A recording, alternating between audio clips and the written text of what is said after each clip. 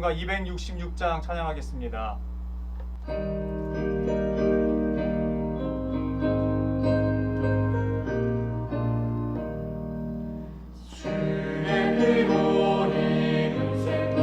참 깊고 넓도다. 구원하는 그 신능력 다 찬송할지라.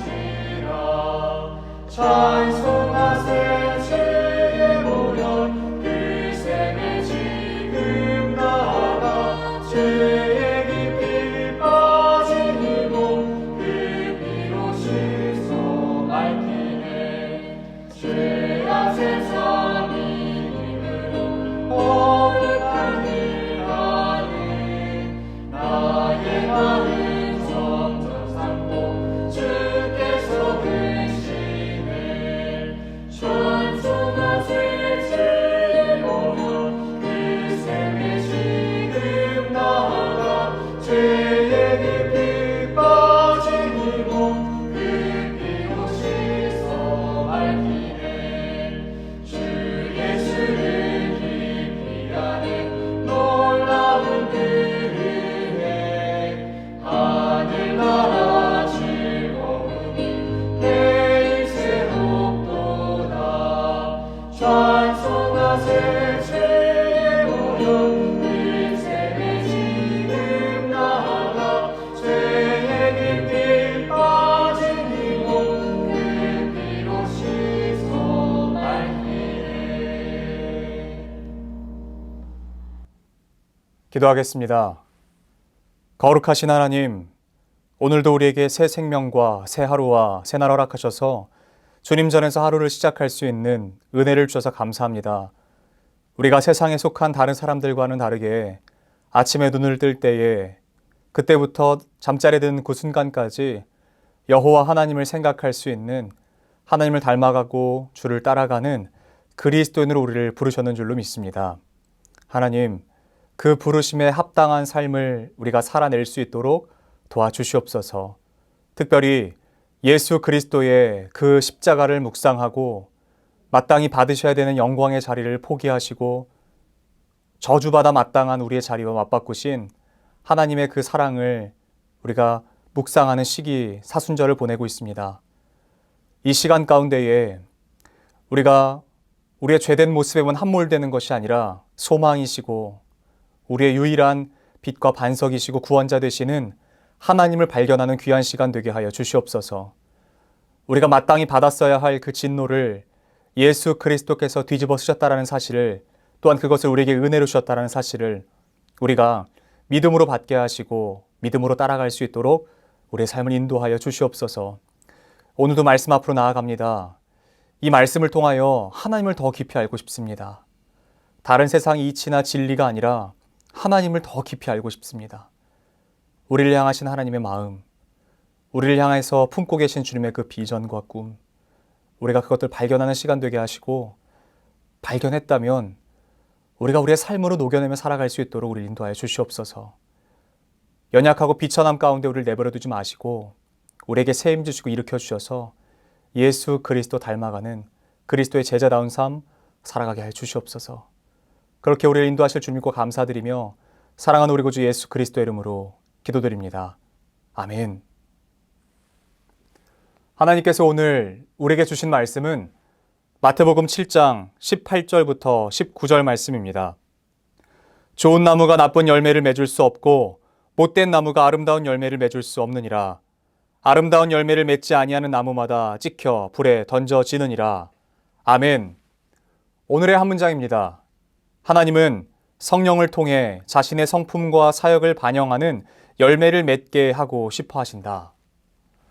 열매를 보면 그 나무를 알 수 있다라는 제목으로 하나님의 말씀을 잠시 증거하도록 하겠습니다. 오늘 본문인 마태복음 7장은 산상수훈 중에 있었던 말씀입니다. 예수 그리스도의 제자들과 무리들에게 가르치시는 내용들이 기록되어 있습니다. 산상수훈의 시작인 4장에서부터 9장에서까지는요, 예수께서 하신 것들을 가르치고 전하고 고치신 내용에 대해서 정확하게 기록하고 있습니다. 단순히 기적에 대한 기록이 아닙니다. 예수께서 가르치신 것은 하나님의 법칙을 가르치신 것이고 하나님의 나라를 전하셨던 것이고 하나님의 방법대로 고치셨던 것입니다. 그러므로 산상수훈에서요, 이 산상수훈을 통해서 예수님께서 주시고 싶으셨던 것은요, 바로 하나님 그 자체인 것이에요. 그 관점으로 오늘 본문을 봐야 합니다. 오늘 본문의 소주제는 열매로 그들을 알리라 라고 써 있습니다. 벌써 제가 몇 차례 말씀을 드렸는데요. 우리의 열매는요, 우리의 삶에 맺힌다는 사실이에요. 우리의 삶에 우리의 열매가 맺힌다는 사실이에요. 아무 곳에나 열리지 않습니다. 열매가 맺히는 곳은요, 우리의 삶의 그 끝자락인 것이에요. 우리의 삶 속에서 맺혀지는 것입니다. 우리가 걸어온 우리의 족적을 통해서요, 우리에게 맺혀진 열매가 어떤 열매인지 우리는 금세 알 수 있습니다. 오늘 예수님께서는 우선 경계할 것에 대해서 말씀하십니다. 거짓 선지자들을 삼가야 된다라고 말씀하세요.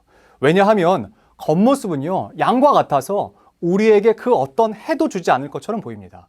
그러나 실제는 노력하는 자이기 때문에 우리에게 삼가라 라고 말씀하십니다. 그렇다면 문제는 우리가 그것을 어떻게 구별하고 구분할 수 있냐는 거예요. 목에 그 거짓의 삶이라고 하는 것은 편말을 달고 사는 것도 아니고 그것을 달고 걸어 다니는 것도 아닌데 우리가 과연 어떤 방법으로 그것을 구별하고 구분할 수 있는가라는 사실이에요. 그 방법이 바로 그들의 열매를 보는 것입니다. 말을 믿는 것이 아니라 그들의 삶을 보는 것이에요. 왜요? 그들의 열매가 맺히는 곳은 그들의 삶이기 때문에 그래요.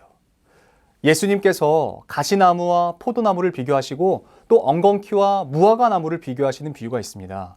단순히 품종이 달라서인지는 제가 농사에 대한 지식이 없기 때문에 자세하게 설명드릴 수 없지만 그들의 모습이요, 겉으로 보기에는 거의 비슷하기 때문에 아마도 예수님은 이것 때문에 예로 들으시지 않으셨을까 싶습니다. 이 나무가 그냥 봐서는 가시나무인지 포도나무인지 잘 몰라요. 엉겅퀴와 무화과도 비슷한 맥락에서 볼 수 있다는 것이에요. 그냥 볼 때는 이게 무화과 나무인지 엉겅퀴인지 잘 모릅니다. 그러나 언제 그들의 정체를 알게 됩니까? 언제 그들의 정체가 탄로납니까? 그것은 바로 포도나무에 열매가 맺히고 무화과나무에 열매가 맺힐 때인 것이에요. 그때 깨닫게 되는 것입니다. 여기서 가장 중요한 것이 무엇입니까? 다른 거짓 교사들을 경계하는 기준을 우리가 똑바로 세워서 우리 자신 스스로에게도 적용하는 것입니다. 다른 사람들에게만 이것을 다른 사람들의 어떤 티를 찾아내는 것에만 적용하는 것이 아니라 우리의 삶에도, 내 삶에도 어떤 열매가 맺히고 있는지 계속해서 살피고 경계해야 되는 것이에요. 거짓 교사들을 삼가라, 이것은요, 단순히 다른 사람들만 포함하는 것이 아니라 나 자신도 포함해서 이야기하는 것이에요. 나를 배제하고 다른 사람들만 얘기하는 것이 아니라 나도 포함해서 내가 거짓 교사가 될 수 있다는 것을 경계하라는 것입니다. 여러분의 삶에는 지금 어떤 열매가 맺혀 있습니까? 우리가 맺는 열매는요, 크게는 두 가지 열매입니다. 첫 번째는 로마서 1장에서 말하고 있는 죄의 열매가 있습니다. 그리고 두 번째는요, 갈라디아에서 말하고 있는 성령의 열매가 있습니다. 여러분의 삶에는 지금 죄의 열매가 맺혀 있으십니까? 아니면 성령의 열매가 맺혀 있으십니까? 시기, 악독, 분냄과 같이 그 죄의 열매가 우리의 삶에 가득하십니까? 아니면 오래 참음, 온유, 절제와 같은 성령의 열매로 가득 차 있으십니까? 예수를 믿노라 라고 말하면서요, 여전히 내 삶 속에서는 질투와 시기와 악독과 분냄과 같은 죄의 열매가 삶에 주렁주렁 맺혀 있으십니까? 겉으로는 신실해요. 겉으로는 보기 좋아요. 믿음이 있어 보여요.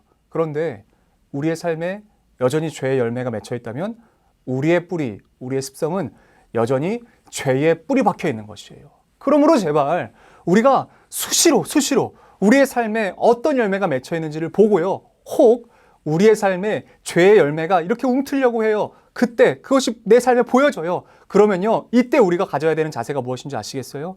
바로 예수 그리스도 앞에 가져가서요, 그것을 자복하고 순복하고 내려놓는 것이에요. 그때 우리가 마음에 품어야 되는 마음이 바로 팔복 가운데 두 번째 복이었던 애통인 것입니다. 애통은 그냥 어떤 슬픔 때문에 찾아오는 내 삶의 어떤 문제가 아닌 것이에요. 애통이라고 하는 것은요, 내 삶에 있어야 할 것이 없고 없어야 할 것이 있을 때 갖는 감정입니다.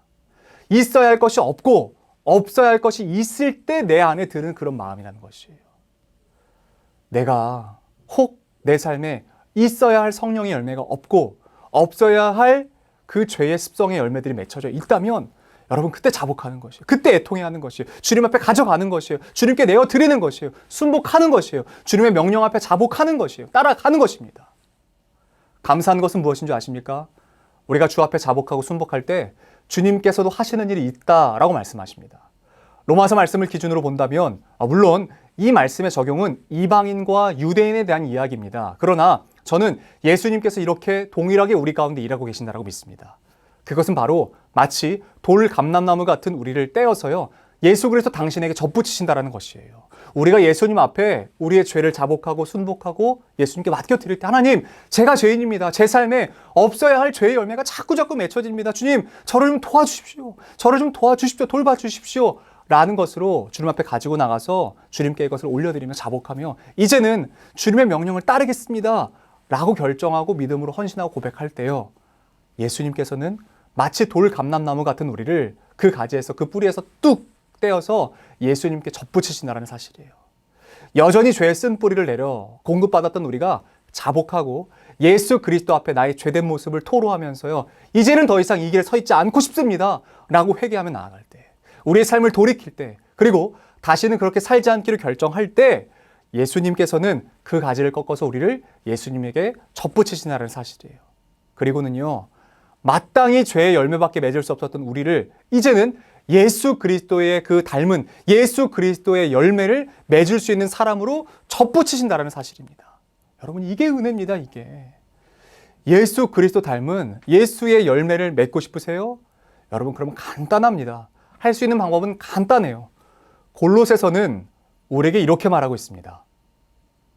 그 안에 뿌리를 박으며 세움을 받아 예수께 모든 영향을 공급받으십시오. 예수님으로부터 모든 영향을 공급받으십시오. 그리고 예수님으로부터만 공급을 받으세요. 예수님에게만 받으세요. 그분이 공급하시는 영향만을 받으세요. 죄는 모양으로도 쫓아가지 마세요.